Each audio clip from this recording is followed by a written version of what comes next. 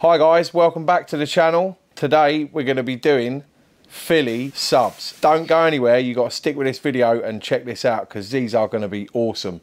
We're going to get some nice sub rolls, butter them over. We've got some nice steaks, ribeye. We've stuck them in the freezer for about an hour and a half just to firm them up so we can slice them nice and thin.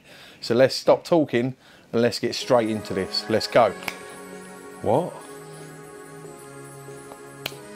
That's better. So we got some nice steaks I got from Aldington Fresh Foods, local butchers to me. This is not a sponsored video in any way, but I do like to support local businesses and they're someone I use quite often. Right, what we got to do is slice this as thin as we can get it. Now, don't want no accidents, so notice where my knuckles are.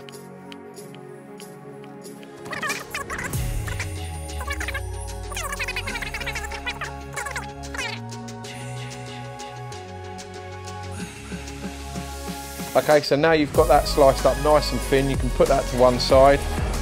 We're not going to season the meat, and I'll tell you why in a bit, as and when we get to that point. So, let's get the veggies ready. I've gone for each colour. They all taste the same, but it just adds a nice bit of colour to the roll, just makes it stand out a bit more. So, we'll get these chopped up and ready.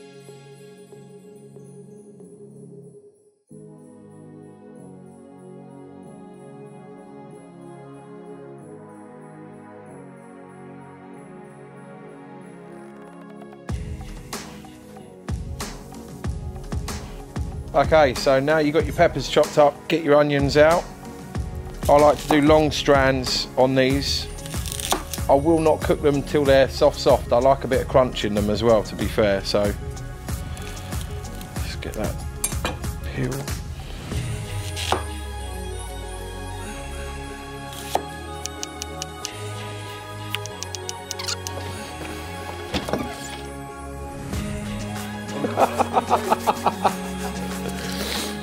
Love it. Okay, so now you've got your veggies ready. Stick them in a bowl to one side. We're going to finely chop a garlic and add that into the veggies as well.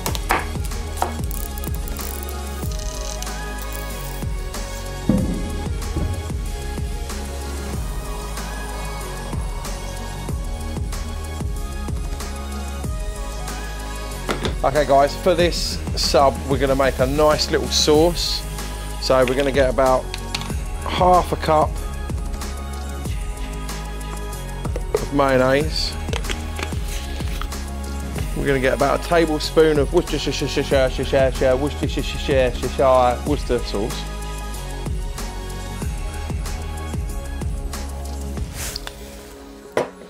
About a tablespoon of garlic paste.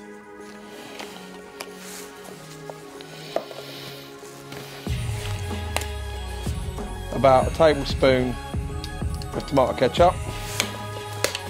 These are rough guidelines, guys, you know. A little bit of sugar, just to sweeten it up a little bit. Then you bust out the whisk, my most expensive tool I've got. So you give it a good whisk up,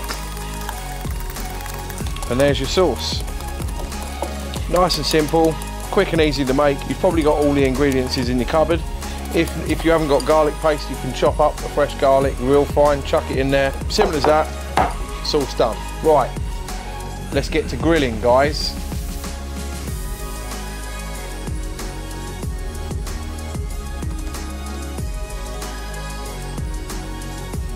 The most important thing with cooking these subs is you definitely got to have a cast iron skillet. Not everybody's got a griddle, so cast iron's the best way to go with this. So we're going to place that on there. I've got some avocado oil, pure avocado oil. Not only is it good because it's got a high heat tolerance, it's also the good fats. So it's healthier to use that. If you can get it, do so. So what we'll do, we'll get these veggies on. Nice drizzle of avocado oil. We don't want to go too high with the heat on these to start off with. So we'll just get them going. As I say, I like to have them crispy, so you got a bit of crunch to your bite, rather than cook them right down so they're really, really soft. So that's what we're going to do with these ones. Also, the great thing about using cast iron is it retains the heat. Okay, so now those veggies are done, we're going to put them to one side and get on with getting this steak cooked. We're just toasting the buns as well while we're at it. Oh, that one's done perfect. Okay, so when you see these guys in Philly cooking these steak subs, they get a lot of their flavour from the meat as it's cooking throughout the day, all that nice fat that's coming out of that lovely juicy steak. So what I'm going to do to up my game is add some of this Wagyu beef tallow. I use it a lot, it's great stuff. You don't have to use Wagyu beef tallow. You can use any beef dripping, lard, fat, grease. You know, it's like when you're cooking with bacon fat, you know, it adds that extra flavour. So we're going to use this for cooking the steak, just to make it a little bit more authentic. So we're going to add this, and as I say, you don't have to add Wagyu tallow, adding flavour throughout this whole cook. You know, it's like any cook you do, you just want to add as much flavour into the dish as possible. So that's why we do that. You know, it's like putting the garlic in with the peppers and the onions, just adds a little bit of flavour. So we'll let that get up to temp, get it nice and hot, and then we'll get that beef on. Let's get it. Do a little test. Yeah, that's all right. Look at all that fat in there. Look at it. Fat is flavour, guys. Fat is flavour. Just get all that in there.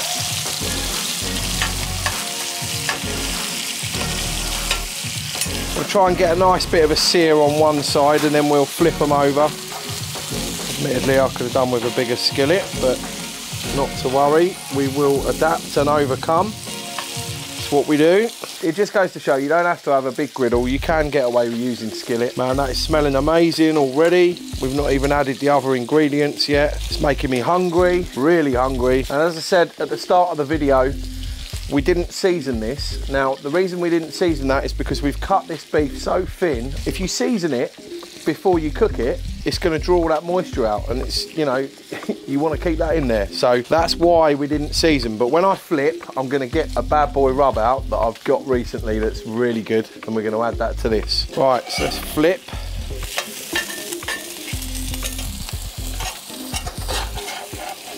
So Angus and Oink.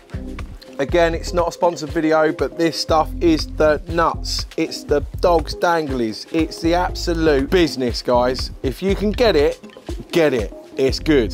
Not a sponsored video, but I do like their rubs. So we're going to add, now the beef's nearly done, we're going to add a sprinkling of flat gold to this, just to give it that extra flavour. Like I say, adding flavour throughout the cook. It's got to be done. Get you some. Right, let's get it turned for the last time before we mix it all together. Oh mate, this is smelling gorgeous. Yeah. Okay guys, so now what we're gonna do, we're gonna flip the beef into there. Move that over.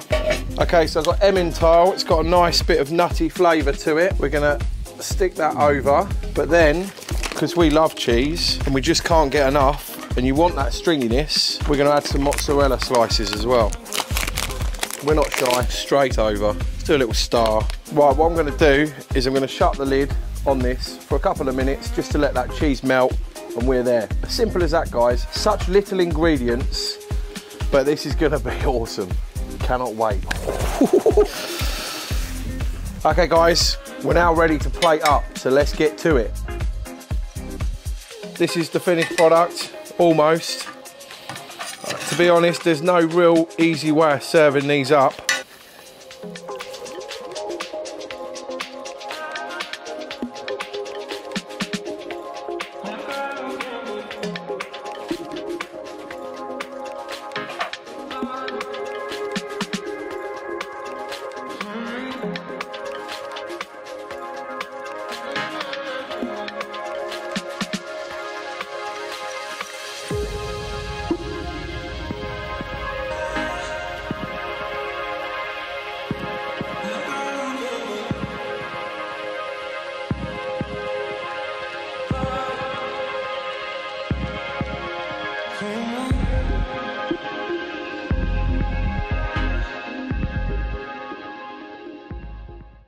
Okay guys, there's only one thing left to do now, and you know what that is. We've got to try these bad boys. I mean, flavour all the way through the cook. Let's go. That is melting your mouth. Goodness right there. I've never been to Philly myself, but I've got to say, That's got to be close. Give it a try, guys. Super simple to do, quick, easy cook. I gotta say that black gold, if you can get your hands on it, get some. It's really good stuff. And as I say, not a sponsored video, but anyway, I'm gonna get to eating this, guys. Hope you enjoyed the video. If you did, hit that like button just to let YouTube know that you're enjoying what you're seeing.